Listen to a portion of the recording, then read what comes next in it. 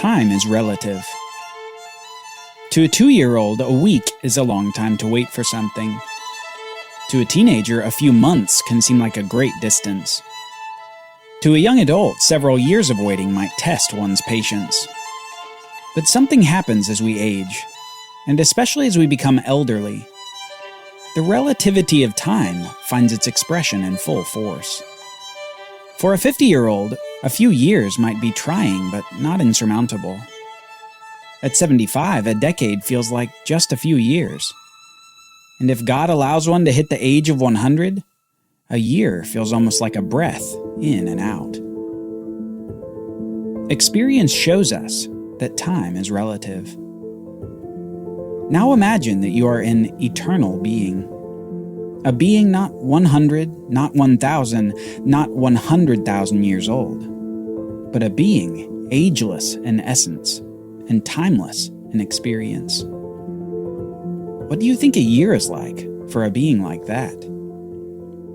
What do you think a millennium is like for a being like that? In the next stage of the Bible story, we're going to meet the man, the writer, who penned this truth about God. He says this, "Lord, you have been our dwelling place in all generations. Before the mountains were brought forth, or ever you had formed the earth and the world, from everlasting to everlasting, you are God. For 1,000 years in your sight are but as yesterday when it is past, or as a watch in the night." This man understood that 1,000 years is like a single day for God. It's like a night passing. This simple truth is critical to remember as we read the Bible, because we tend to count time in human terms. We count time like 2-year-olds, thinking days are short and years are long. But God counts time in a wholly different way. He counts time as if 1,000 years were simply a day. When God apparently delays, we may think that he forgets. When all seems lost, we may think that he doesn't see us. When darkness overtakes us, we may forget that it was just yesterday for God when he said, "Let there be light." God is a God who remembers. Even a promise made many, many years ago as we count time is a promise made just yesterday for God. And God never forgets his promises. It's been nearly 400 years since Jacob's family moved to Egypt. The man, renamed Israel after wrestling with God, came to Egypt with his whole family, including all his sons and their families. The little clan of Israel had been invited there by Pharaoh himself, after Joseph had saved the nation from a severe 7-year famine. Due to Joseph's wise management of the crops and resources of Egypt, he had saved many people from the famine, despite his origins in Egypt as an obscure Hebrew slave. Joseph had helped Pharaoh, and Pharaoh helped Joseph's family by allowing them to settle in Egypt for the remainder of the famine. That family, made of 70 persons in all, would grow from the 12 sons of Israel to the 12 tribes of Israel. Tribes that would grow from generation to generation as they pastured the land of Goshen within Egypt. Tribes that would pass down the stories of their ancestors who had encountered God, and to whom God made amazing promises.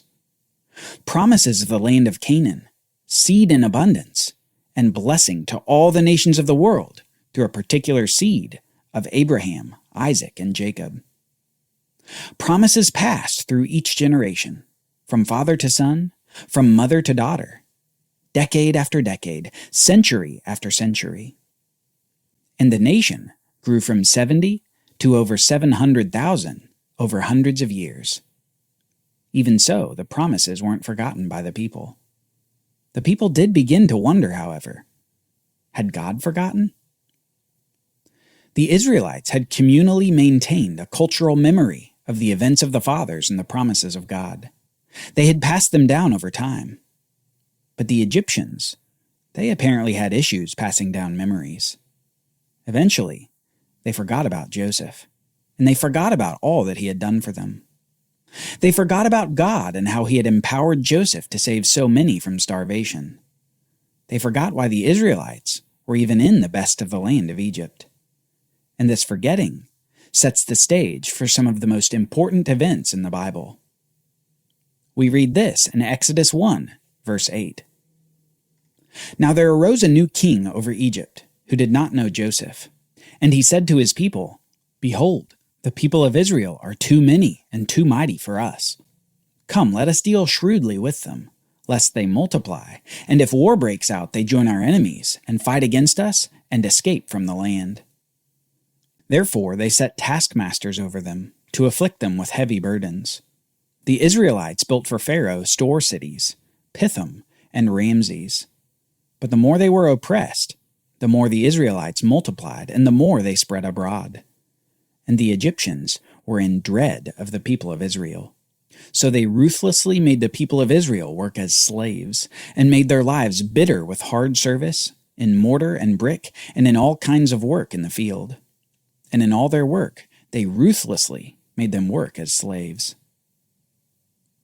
The forgetting of the Egyptians spells trouble for the Israelites. The Egyptians begin to fear that the sheer size of the Israelite nation in Goshen was a threat to them, and the Israelites could cause social unrest if they were to rebel in some way. Not only that, but apparently Pharaoh wanted to keep the Israelites in Egypt because they contributed significantly to the productive capabilities of the land. So Pharaoh launches a campaign of forced labor upon the nation and oppresses them severely as he has them build the store cities of Pithom and Ramses. These Israelite slaves have bitter lives of difficult service with ruthless taskmasters. The free nation that had come to Egypt had become hundreds of thousands of slaves to a fearful Egyptian despot. And yet, despite this oppression, the people of Israel continued to expand in population and multiply. Despite the oppression, they continued to have multitudes of children.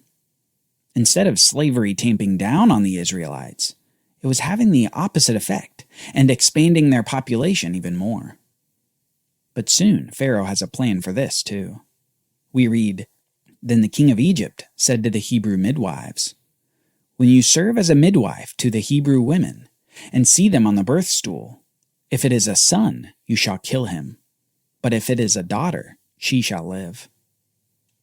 Pharaoh commands the slaughter of any newborn Hebrew son. And not only that, he commands the Hebrew midwives to do the dirty work. He wants them to kill the sons, who they help bring forth from the womb. He wants the helpful doctor to become the murderer. Something not so alien in our modern world. But the midwives know better than to listen to their murderous overlord, to whom they tell an apparently tall tale about the Hebrew versus the Egyptian mothers. We read, But the midwives feared God and did not do as the king of Egypt commanded them, but let the male children live. So the king of Egypt called the midwives and said to them, Why have you done this and let the male children live? The midwives said to Pharaoh, Because the Hebrew women are not like the Egyptian women, for they are vigorous and give birth before the midwife comes to them. So God dealt well with the midwives, and the Israelites multiplied and grew very strong. And because the childless midwives feared God, he gave them families. Then Pharaoh commanded to all his people, Every son that's born to the Hebrews you shall cast into the Nile, but you shall let every daughter live. With no success in commanding the midwives to kill the newborn Hebrew boys, Pharaoh decides to commission his own people to kill them. Apparently, this wasn't just a few Egyptians he had asked either. It says that Pharaoh commanded all his people to cast the sons of the Hebrews into the Nile. The Israelites would now have all the watchful eyes of the Egyptians, looking for every newborn baby boy born to the Israelites. Imagine being a Hebrew mother during this time, with the odd mixture of joy and dread upon seeing that you were pregnant. Hoping perhaps that it was a girl so you could be saved the agony of seeing your newborn son thrown into the Nile by an Egyptian. Yet at the same time, hoping that if it were a boy, you might be able to somehow hide him for a few years as he grew. Imagine being a father with no hope to protect your newborn son because of the abuse of your Egyptian taskmasters. Each day, coming home nearly collapsing under the physical toll of the labor forced upon you by Pharaoh. Imagine being a young child, too old to be cast in the river, but not too old to see the crushing agony of your newborn baby relatives being taken and thrown into the river by some older, stern-faced Egyptians. Imagine any of those people thinking about the stories that they had heard growing up. Stories of the God of Abraham, Isaac, and Jacob, who was powerful beyond measure. Stories that may have made them think, where is God now? Has he forgotten us? Pharaoh was determined to stifle and destroy this population that he feared. He was determined to oppress them, enslave them, embitter their lives, and ruthlessly command them to build his empire.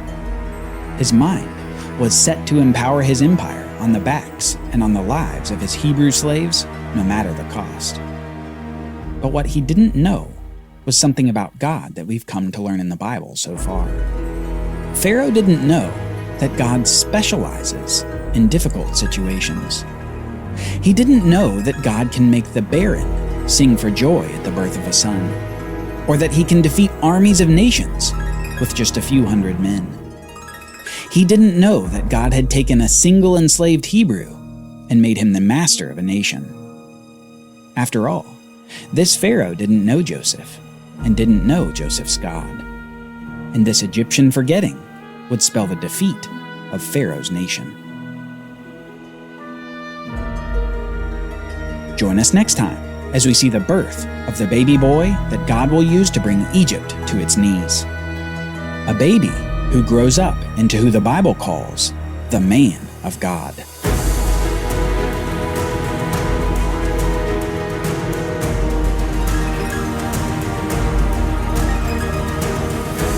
For Bible readings, reflection questions, and quizzes, don't miss the Bible Brief app. Available on iOS and Android, so you can go deeper into the story. The Bible Brief is a project of the Bible Literacy Foundation, a nonprofit dedicated to helping you learn the Bible.